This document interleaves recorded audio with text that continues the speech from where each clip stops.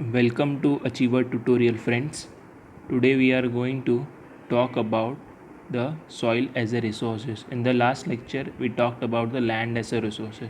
So today we will be covering the topic soil as a resources, which is in the first chapter of your geography. Now, soil is the most important renewable natural resources. It is the medium of a plant growth and supports different types of living organism on the earth. Yes, soil is the most important resources, and moreover it's a renewable resources. It helps in plant growth as well as it also helps in supporting the living organisms on the earth. Even though it is renewable, we must take care that the fertility of the soil does not get reduced. Now, next, it takes millions of years to form soil up to a few centimeters in depth. Relief, parent rock or bedrock, climate, vegetation, and other forms of life and time are important factors in the formation of soils.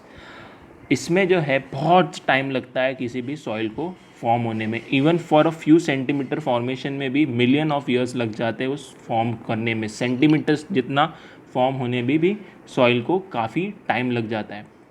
Relief मतलब height, वो कौन से parent rock मतलब कौन से rock से बन रहा है, उसके बेड रॉक कैसा है, बेड रॉक मतलब निचला हिस्सा कैसा है सॉइल का, climate, vegetation and various other forms of life plays an important role in the formation of the soil. Next, various forces of nature such as change in temperature, action of running water, wind and glaciers, activities of decomposer etc. contribution to the formation of soil.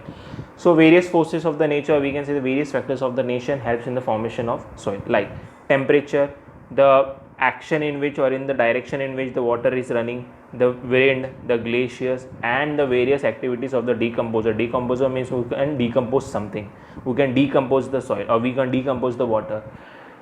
So all these factors of the nature, or we can say all these forces of the natures helps in the formation of the soil. Next, now this classification of soils. So soils are also classified. So first soils, the first classification is alluvial soil. Now this is the most widely spread and most important soil. In fact, the entire northern plains are made of alluvial soil. So this soil is the most important soil in the history of India. Most of the land, or we can say the most of or we can say it is one of the most fertile soil, and the most of the northern part, or we can say the most of the northern plains are made up of alluvial soil. Now this have been deposited by three important Himalayan river system, that is the Indus, the Ganga and the Brahmaputra. अब हम सभी जानते हैं कि soil जो बनता है वो मोस्टली रिवर फ्लो के कारण होता है. रिवर्स जो है धीरे धीरे धीरे करके जो है सॉइल्स को प्रोड्यूस करके या तो वो बेड रॉक टूट टूट के फाइन पार्टिकल्स में बनता है, और वो ही पानी जो फ्लो हो रहा रहता है एक हाइट से तो वो नीचे लाता है. और वो जब पानी, जब रिवर का फ्लो का पानी जब नीचे आता है और एक स्लोप जहाँ पे उसकी ख़त्म होती है तो वहाँ पे वो धीरे धीरे सॉइल को जो है डिपॉजिट करने लगता है. तो ये जो एलुवियल सॉइल जो रहता है ये तीन रिवर्स के कारण आता है हमारे प्लेन्स में, या तो नॉर्दर्न प्लेन्स में ऐसा बोल सकते हैं. तो वो है Indus river, the Ganga river and the Brahmaputra river. ये तीनों रिवर्स जो है मोस्टली हिमालय से ही ओरिजिन होते हैं. Next, alluvial soil is also found in the eastern coastal plain, particularly in the deltas of the Mahanadi, the Godavari, the Krishna and the Kaveri river. So this alluvial soil is also found in the delta. Delta means where the rivers get split, the land between where the river is getting split into two parts. That region will be referred to as delta. So the Mahanadi, the Godavari, the Krishna and the Kaveri rivers, इस region में भी जो है आपको alluvial soil देखने मिलेगा.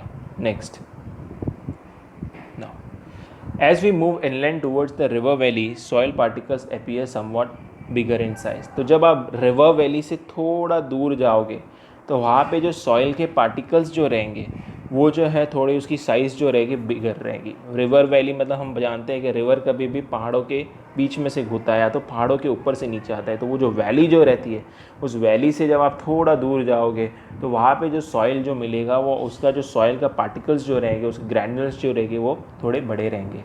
Now in the upper reaches of the river valley, that is near the place of the break of the slope, जहाँ पे रिवर की स्लोप टूट रही है तो वहाँ पे सॉइल जो है थोड़ा कोर्स मिलेगा. Course means the soil is will be little bit rough in texture.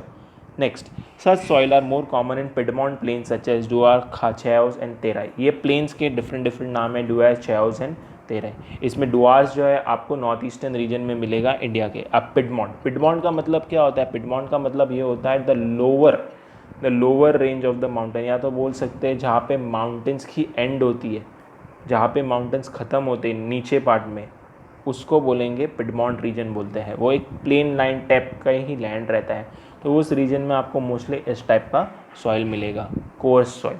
Now, soils are also described on the basis of their age. Now, there are two types of soil, or we can say alluvial soil is classified into two parts on the basis of the age. According to the age, alluvial soil can be classified as old alluvial and the new alluvial. The old alluvial is referred to as Bangar and the new alluvial is referred to as Khadar. Now, old alluvial के comparison में new alluvial soil जो रहता है वो काफ़ी ज़्यादा अच्छा रहता है in terms of its fertility. Next, alluvial soil as a whole are very fertile. Mostly this soil contain adequate proportion of potash, phosphoric acid and lime, which are ideal for the growth of sugarcane, paddy, wheat and other cereal and pulse crop. So because this alluvial soil contains the different proportion, or we can say the adequate proportion of potash, phosphoric acid and lime, which are very much conducive for the growth of sugarcane, paddy means rice field, wheat and the various other cereal and pulse crops. Next, under the classification of soil, the next is black soil. These soils are black in color and are also known as Reger soil. Since the soil is black in color, it is named as black soil. Another name of black soil is known as Reger soil. Now, black soil is ideal for growing cotton and is known as black cotton soil. So, this soil is particularly good for growing cotton. So, it is also known as black cotton soil. Next, it is believed that climatic condition along with the parent rock material are the important factors for the formation of black soil. So, most of the people or most of the researchers believe that climatic condition along with the parent rock means the rock from which the black soil is being formed. So, the climatic condition and the parent rock together are the important factors in the formation of the black soil. Now, this type of soil is typically of the Deccan Trap, that is the basalt region spread over the northwestern Deccan Plateau and is made up of lava flows. ये जो है आपको north western Deccan प्लेटू में reason में देखने मिलेगा, mostly आप Gujarat side में देख सकते हो इसको। तो now this Deccan trap region spread over the north western Deccan plateau is made up of lava flows. Lava flows मतलब क्या? जो लावा फ्लोज का मतलब क्या? जब लावा गर्म होकर ठंडा हो जाता है, या तो वो जो सॉइल जिस लावा के फ्लो से बना हुआ है, जिस हवा से बना हुआ है, उसको हम इस कैटेगरी में डालेंगे। So this type of soil is typical of the Deccan trap region. मतलब this soil is mostly going to found in the basalt region where the rock has been from the lava because of the cooling of the lava and is spread over the northwestern Deccan Plateau. Now, next, the black soil are made up of extremely fine, that is clayey material. Now, this soil is extremely fine,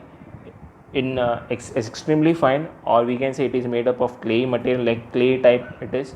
Now, they are well known for their capacity to hold moisture. This soil can hold moisture in a very good quantity, in a very good amount. It can hold the moisture. In addition, they are rich in soil nutrients such as calcium carbonate, magnesium, potash and lime. और इनके इस soil के अंदर जो है nutrients भी काफ़ी ज़्यादा में मिलते हैं, जो कि क्रॉप्स को प्रोड्यूस करने में काफ़ी मददगार रहते हैं, जैसे कि calcium carbonate, magnesium, potash and lime. Next, red soil and yellow soil. ये दोनों सॉइल एक ही रहते हैं, बस खाली नाम अलग अलग है। क्यों नाम अलग अलग है? Now we will see. Red soil develops on crystalline igneous rock in areas of low rainfall in the eastern and southern parts of the Deccan Plateau. तो ये सॉइल जो है मोस्टली ऐसे रीजन में मिलेगा जहाँ पे बारिश जो है काफ़ी कम होती है। Now it is develop from crystalline igneous rock. Crystalline igneous rock मतलब ऐसे रॉक्स जो कि है ना क्रिस्टल फॉर्म में हो, जो एक क्रिस्टल के शेप में हो, तो वो ही उसी रॉक से जो है रेड सॉइल मिलता है। और ये रेड सॉइल मोस्टली कौन से रीजन में मिलेगा? It mostly develops from crystalline igneous rock which is in the area of low rainfall, which is found mostly in India. It is found in eastern and southern parts of the Deccan Plateau. Next, yellow and red soil are also found in the parts of Odisha, Chhattisgarh, southern parts of the middle Ganga plain and also the Piedmont zone of the western Ghat. Piedmont का मतलब मैंने आपको बताया है, जो mountains के lower reason रहता है उसको पिडमॉन्ट रीजन बोल सकते हैं। तो ये जो है मोस्टली आपको ये और भी जगह में मिलता है, जैसे कि उड़ीसा, छत्तीसगढ़ और गंगा मिडल, गंगा प्लेन्स के मिडल हिस्से में, मिडल पार्ट में, और along with the piedmont zone of the western Ghats. Now this soil develops a reddish colour due to diffusion of iron in crystalline and metamorphic rocks. Okay, अब ये जो red soil जो रहता है ये क्यों रेड बनता है? Because of the presence of iron in crystalline and metamorphic rock. ये रेड सॉइल ये दो रॉक से बनता है, हमने ऊपर ही पढ़ा था, क्रिस्टलाइन इग्नियस रॉक्स से बनता है. और ये क्रिस्टलाइन मेटामॉर्फिक रॉक्स जो रहते हैं, क्रिस्टलाइन और मेटामॉर्फिक रॉक रहते हैं, इसके अंदर जो है आयन की क्वांटिटी रहती है, आयन मिला रहता है.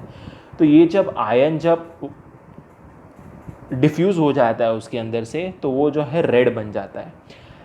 और अब ये yellow soil, next, it looks yellow when it occurs in a hydrated form. Okay, तो ये हमने ये तो जान लिया कि क्यों ये रेड बनता है. बिकॉज आयन जब उसके अंदर डिफ्यूज़ होता है, डिफ्यूज़ होता है मतलब वो स्प्रेड हो जाता है उसके अंदर, क्योंकि ये मेटामॉर्फिक और क्रिस्टलाइन रॉक जो है ये अंदर अपने अंदर आयन कैरी करते हैं. और ये जब आयन उसके अंदर डिफ्यूज़ हो जाता है तो ये रॉक जो है आपको रेड कलर में दिखने मिलेगा. और सेम रॉक येलो दिखने मिलेगा जब उसके अंदर वो वाटर के साथ रिएक्ट होगा.